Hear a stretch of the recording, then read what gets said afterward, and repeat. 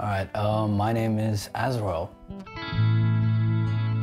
I'm a singer-songwriter. I, once in a while, produce music for other people, but it's always a joy for me to keep the hobby of just jamming to my own music. Yeah.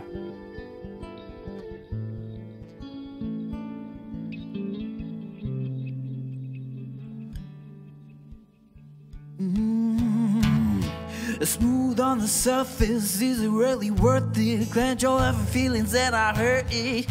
Pretend the dark side isn't there.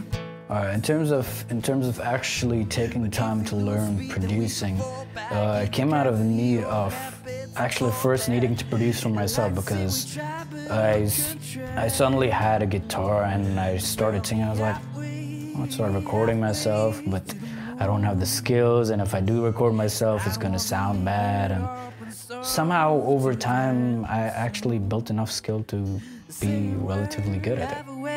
Halfway to the moon. Internally, I have an artist and producer battle actually all the time, because my artist side loves just creating acoustic music and singing and like enjoying the feeling of playing music. And the producer side loves being intricate and composing and creating weird rhythms and stuff like that in a controlled environment. And very rarely do they actually come together. Off lately, I've actually been trying to get out of my comfort zone and start fusing in some of the stuff I do as a producer, so like in terms of glitch stuff, electronic, bit of both. Saying we're halfway to the moon. I promise we get there somehow, so buckle up, honey boo. Yeah, the music industry here was a bit tricky, because when I had come, there was actually a huge amount of punk rock and metal scene thriving over here, and people would have like gigs at skate parks and stuff like that. And these were like actual teenagers organized gigs, not even like well, I don't know, 30-year-olds or big sponsors. It was teenagers putting together money, starting gigs, having like gigs where like 100, 200 people sometimes would come together. It was amazing. But the problem was, as soon as these teens started growing up and needing to go to college, everyone left, and suddenly there was this huge gap. And so back then I wasn't too familiar with the scene apart from like the rock and punk rock scene, but it has always been a bit of, oh, someone's making music here, oh, someone's making music here. But I think only off lately, in terms of the past year, probably year and a half,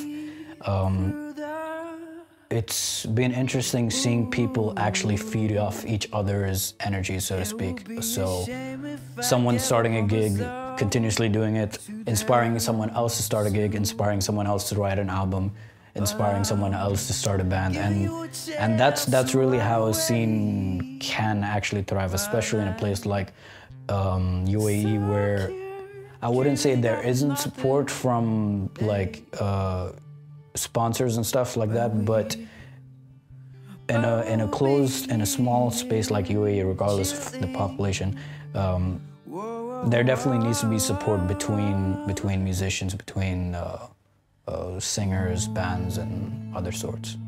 But yeah, it's definitely increased over the time I've been here.